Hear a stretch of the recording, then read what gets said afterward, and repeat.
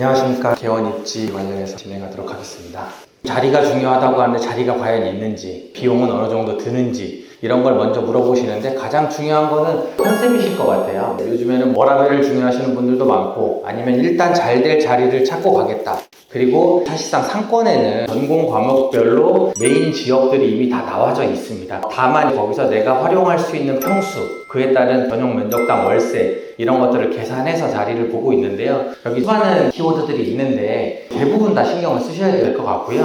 사람들이 정말 보글보글한 강남역, 신림역, 서울대 있고 한승선 쪽에 들어가서 메이저 병원들과 붙을 건지 아니면 작은 역세권에 가서 지역 환자 위주로 붙을 건지 그런 것들을 먼저 분석을 해야 되고요. 신도시는 계획도시이기 때문에 상업지구 비율이 정해져 있고 거기에 따른 상가들이 올라가 있기 때문에 공실은 당연히 신도시에 많습니다. 중동이나 일산 이런 데처럼 상가 비율이 많은 지역을 갈 거냐, 판교처럼 상가 비율이 낮아서 들어가긴 힘들지만 들어가면 경쟁 의원들이 진입하기 어려운 데를 들어갈 거냐, 구분들을 좀 하셔야 됩니다. 보통 임대차 계약을 할 때 협의를 해야 되는데 상가 임대차 계약에는 가장 기본적으로 보증금, 임대료, 관리비 주로 이런 거 위주로 보시는데 이미 그거는 계약하러 갈 때 약속이 돼 있는 내용들이고요. 환자 주차, 원장님들 주차, 전력량, 기타 등등등 저희가 평균적으로 건물주랑 협의하는 게 한 20가지 정도는 됩니다. 제가 말씀드린 20가지는 다 원장님들이 요청해야 되는 사항들이에요. 건물주 입장에서 나한테 뭔가 해달라는 내용들 다 번거롭고 귀찮은 내용들이에요. 건물 계약을 완료하게 되면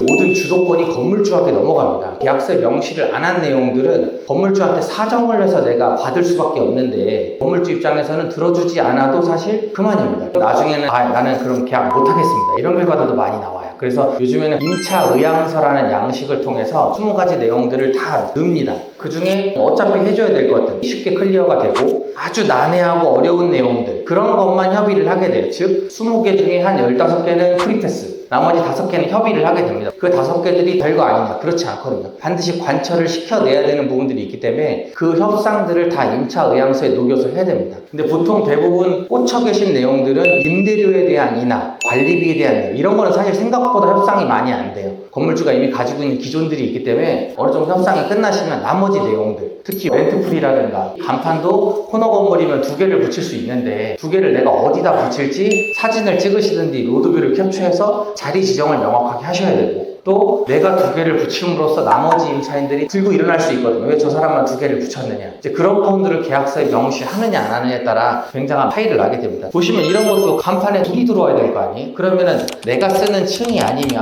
간판에 불을 어떻게 땡길 겁니까? 남이 사업장 가서 전기를 땡기고 그 전기에 대한 사용료를 내가 내야 되는데 그게 쉽게 안 됩니다. 그러니까 그런 내용들은 건물주 측에서 다 도와줘야 되는 내용이에요. 그러니까 그런 협의들을 미리 보셔야 되고 좋은 자리를 찾는 이유는 사실 노출이겠죠. 예를 들어서 내가 오늘은 허리가 아프지 않지만 지나가다 보니 신경외과라든가 정형외과 병원이 있는데 어느 날 허리가 아파요. 그러면 그 병원이 가장 먼저 떠오르게 돼 있거든요. 그런 식으로 노출을 해야 되는데 그럼 노출은 당연히 간판 아니겠습니까? 그럼 간판 자리를 잡으실 때 지역마다 조례가 다르세요. 3층까지만 간판이 붙는 경우가 있고 5층까지 붙는 경우가 있고 전체를 다 붙여주는 경우들이 있습니다. 근데 그 내용들은 어떻게 확인하시면 되냐면 가장 정확한 건 각 군 구청에다가 그냥 쉽게 보실 수 있는 걸 로드뷰 틀어놓으시고요. 주변 건물 싹 둘러보세요. 그럼 몇 층까지 간판이 딱 있는지. 근데 예를 들어서 내가 들어가려는 이비인후과는 7층이에요. 근데 간판은 5층까지만 있어요. 그럼 남이 앞마당에다 내 간판을 붙여야 되거든요. 근데 보시면 지금 이 건물도 9층짜리 건물인데 임차인들이 붙였어요, 아래다가. 그건 건물주가 다 계획을 잡아준 거거든요. 1, 2, 3층은 그냥 하나씩 붙이고 4, 5층은 병렬로 붙였어요. 2개씩. 저렇게 충분히 아이디어를 내서 허가 조건을 맞출 수 있습니다. 다만 건물주가 도와줘야 되고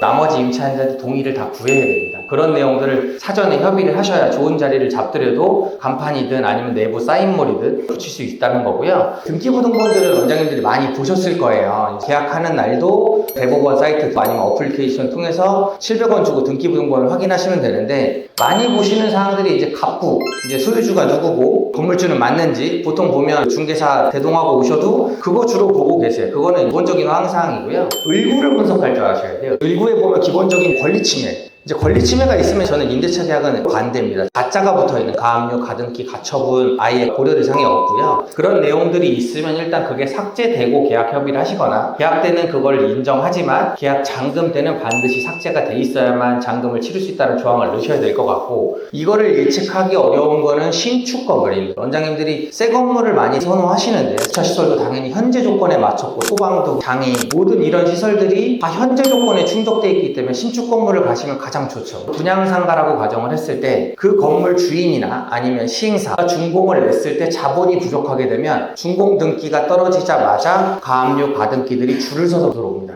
그렇게 되면 원장 입장에서 병원 개원을 유지하기가 매우 어려워요. 그러니까 가압류, 가등기가 안 들어오겠다는 특약사항들을 다 넣으셔야 되고요. 만약에 준공이 이미 돼 있는 건물이라고 가정을 했을 때 을구에 있는 근저당들을 보셔야 되는데, 물론 근저당 자체가 없는 건물도 있어요. 하지만 90% 이상의 건물들이 근저당을 가지고 있고요. 그러면 근저당 같은 경우는 요즘에 은행이 일률적으로 120% 설정을 하게 돼 있습니다. 즉 100억을 빌려줬을 때 저 건물의 가치가 얼마길래 100억을 빌려줬느냐가 관건입니다. 100억의 대출을 해줬는데 이 건물의 가치가 1000억이에요. 그러면 10% 대출이 있는 거 아무것도 아니잖아요. 다만 건물이 120억 돼요. 근데 대출이 100억 있습니다. 그런 문제가 생기겠죠. 왜냐면 20억이라는 거는 이자만 몇 번 안 내도 바로 연체에 가압류 들어오기 시작하면 그냥 건물은 넘어간다고 보시면 될 것 같아요. 원장님들이 염려하셔야 될 건 건물이 경매나 공매에 넘어갔을 때 소유주가 바뀌게 되면 임차인을 명도할 수 있거든요. 명도라는 표현은 내보내는 일입니다. 임차인을 내보내게 되면 내 입장에서는 인테리어도 하고 뭐 장비도 하고 마케팅도 다 했는데 쫓겨나야 되는 상황들이 벌어집니다. 그런 일들을 사전에 막으시려면 건물의 가치를 어떻게 매길 수 있느냐, 탁상 감정을 받으실 수 있는 방법도 있고, 아니면 요즘에 디스코라든가 밸류맵 보시면 주변 매매 사례들이 있을 겁니다. 물론 코너 건물 아니면 역세권에 가까운 건물이 가장 비싸고 조금씩 빠지면서 건물의 가치는 떨어지겠지만 대동소이하다고 가정을 했을 때 저 건물이 한 300억은 되겠구나, 300억에 100억 정도 대출이 있으면 건물주가 최소한 내가 이 임대차를 유지하는 동안 충분한 문제가 없겠구나 이렇게 판단을 하시면 문제는 없습니다. 그래서 을구 사항들을 수시로 보셔야 되고 잔금 때도 을구를 반드시 확인하시는 걸 저희가 권장드리고 있습니다. 그리고 하의 가격은 매도인이 부릅니다. 이거 얼마예요? 근데 그거에 대한 가치 평가를 할 수가 없어요. 아까 말씀드린 디스코라든가 밸류맵은 다 기존에 거래 기록을 남겨주는 것 뿐인 거지 최근 기록은 없을 수도 있어요. 그렇다 그러면 이 가격을 따질 방법이 없어요. 그래서 감정을 해보시는 게 가장 좋습니다. 그래서 감정을 해보면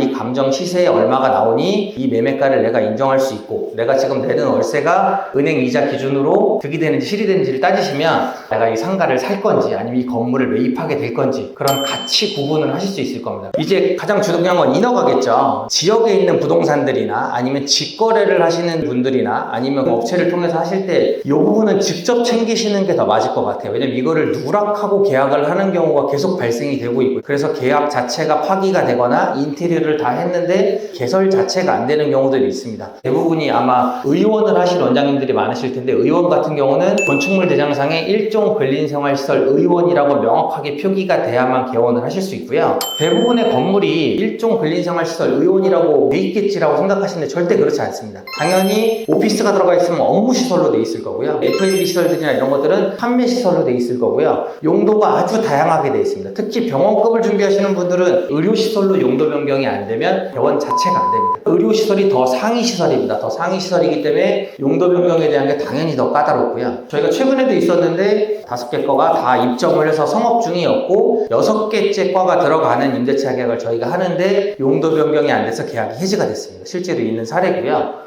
그런데 왜 우리만 안 돼요? 이런 것들을 물어보시는 분들이 많은데, 일정 면적이 넘어가면 용도 변경에 대한 규정도 바뀌고요. 현행법을 따라야 되기 때문에 법이 다릅니다. 그렇기 때문에 나는 지금 하려고 할 때 안 될 수도 있어요. 특히 일종근린생활시설 의원 돼 있는 자리 양도양수 하시는 분들이 건축물 대장을 안 떼보시는 분들도 많아요. 기존에 의원이 허가가 돼 있으니까. 근데 떼보셔야 돼요. 옛날엔 2종에도 허가를 해줬고 옛날 허가법하고 지금하고 분명히 다릅니다. 예를 들어서 건물주랑 협의를 할 때 용도 변경은 건물주가 해주세요 라고 하면 굉장히 일들이 쉬워요. 건물주는 내 건물이니 건축사도 있을 거고 내 건물에 대한 여러 가지 히스토리를 알고 있을 텐데, 임차인이 하세요 하는 건물도 경험상 보면 한 50% 되는 것 같아요. 내가 건물주인데 의원을 하시건 학원을 하시건 들어오는 사람이 알아서 용도 변경 다 했어요. 난 한 번도 해준 적 없어. 어르신들이 이렇게 한번 딱 자르면 말하기가 되게 어렵습니다. 근데 사실 그렇게 되면 계약하지 말아야 돼요. 왜 그러냐면 대부분 걸리는 게 주차 아니면 장애인인데요. 주차는 원장님들이 건드릴 수 있는 게 없어요. 주차 타워를 세울 것도 아니고 그럼 결국에 못한다는 얘기가 되고, 장애인인 경우에는 만약에 1층에서부터 올라오는 휠체어라든가 장애인 점자블록 막대한 예산이 들 수도 있고요. 공사 자체가 큰 범위들이 굉장히 많습니다. 즉 이미 나는 인테리어도 시작했고 닥터로 다 했는데 마지막에 개설 신고 필증이 안 나옵니다. 그럼 개설은 취소해요. 보건소는 그거에 대해서 전혀 룸을 주지 않습니다. 보시는 것처럼 특히 뭐 위반 건축물 떠있다, 저렇게 노란색으로 표시해요. 그러면 그냥 게임 셋이에요. 위반 건축물에 대한 사유가 반드시 아래 고지되게 돼 있거든요. 위반 건축물에 대한 내용을 삭제하고 계약을 해도 용도 변경을 또 해야 되는 절차가 남습니다. 그래서 용도 변경에 대해서 되게 어색해 하시는 문구일 수도 있는데, 용도 변경은 필수입니다. 선택이 아닌. 무조건 임대인 쪽이 해달라고 하셔야 되고, 만약에 임차인이 해야 될 수밖에 없는 상황이라면 건축사를 고용하셔야 되고요. 그 범위를 잡아보세요. 물론 표시 변경이라 그래서 컨디션 자체가 이미 용도 변경에 맞춰져 있는 건물들은 서류만 몇 장 넣고 되는 경우들도 있습니다. 그리고 건물주한테 그 아까 말씀드린 임대차 계약서 20가지 특약사항 중에 용도 변경은 임대인 측에서 해주기로 한다가 꼭 들어가 있어야 됩니다. 보시면 이게 건축에 관련된 부분일 수도 있는데, 요즘에는 의원급들도 어느 정도 되면 천정에 스프링쿨러 있는지 여러 가지 규정들을 보게 돼 있어요. 신축 건물이 별로 없죠. 개발하기도 어렵고 임차인 명도하기도 어려워서 그런 게 없는데, 그러면 구축 건물인 경우에는 다 옛날 법으로 건물을 졌기 때문에 돈 많이 들어가는 시설들을 해놓은 게 없습니다. 그래서 예민한 과가 장애인이에요. 그 다음이 소방입니다. 소방은 기본적으로 천정에 스프링클러 문제, 대피로들 확보되어 있는 소방에 대한 여러 가지 해야 되기 때문에 건물을 결국 질 거라고 하는 분들은 이런 부분들을 충분히 공부하셔야 되고요. 특히 돈 갖고 안 되는 게 주차 대수 문제입니다. 스프링클러 이런 건 다 돈으로 할 수 있잖아요. 인테리어 팀을 부르든 다 할 수 있는데, 주차 대수가 모자른 건물은 아예 대상자가 안 됩니다. 그래서 건물주가 타워를 세워줄 건지, 타워를 세우려면 당연히 대수선이라는 절차를 거쳐야 돼서 인허가 받는데 한 6개월 걸릴 거고요.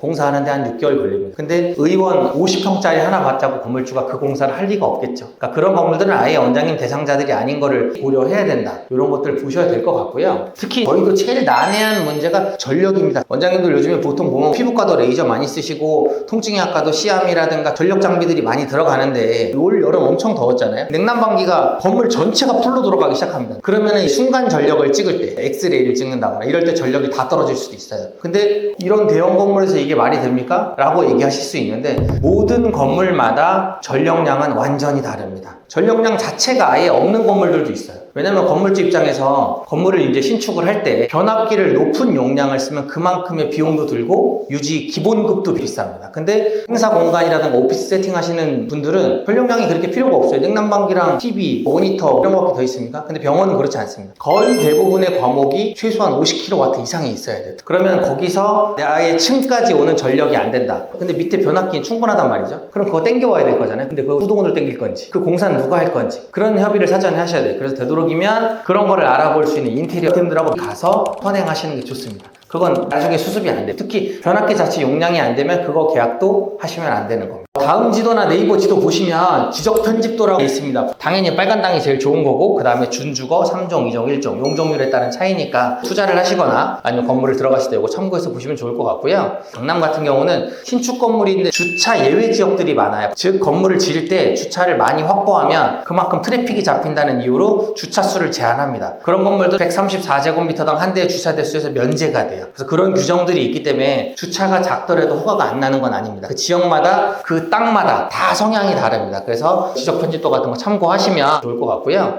요즘엔 자리 잡기가 굉장히 어렵습니다. 이미 기존의 A급 상권들이 다 정해져 있고요. 거기에 기존 의원들이 한번 들어오면 병의원은 최소한 10년을 영업을 하고요. 확장 이전하지 않는 한 10년 뒤에 나가는 분들을 제가 본 적이 없습니다. 또 나가더라도 양도영수를 하고 나갑니다. 즉 손이 잘 안 바뀌어요. 그렇기 때문에 지금 병원이 들어갈 자리들은 이미 정해져 있고, 다만 내 예산과 내 진료 과목과 나의 주거 형태 아니면 애들의 교육 문제 이런 것들하고 복합해서 교집합에 맞는 자리를 들어가시는 걸 찾는 거고, 그런 지역들이 몇 자리 후보가 없습니다. 최근에는 재활의학과 하나 성남에다 계약하는데 하루 걸렸습니다. 물건 보고 그날 계약하셨어요. 그렇기 때문에 내가 먼저 이런 기본적인 자료들이라든가 닥터론이 얼마까지 나올 건지 뭐 이런 준비들은 사전에 다 해두시고, 인허가 문제 확인하시고 바로 계약이 이루어질 수 있도록 준비를 하시면 되기 때문에 사전에 나한테 맞는 상권이 어딘지 충분히 확인하시고 개원 준비를 하시는 게 유리할 거라고 생각이 되고요. 오늘 바쁘신데 세미나 참석해 주신 원장님께 감사 말씀드리고요. 성공 개원하셨으면 좋겠습니다. 감사합니다.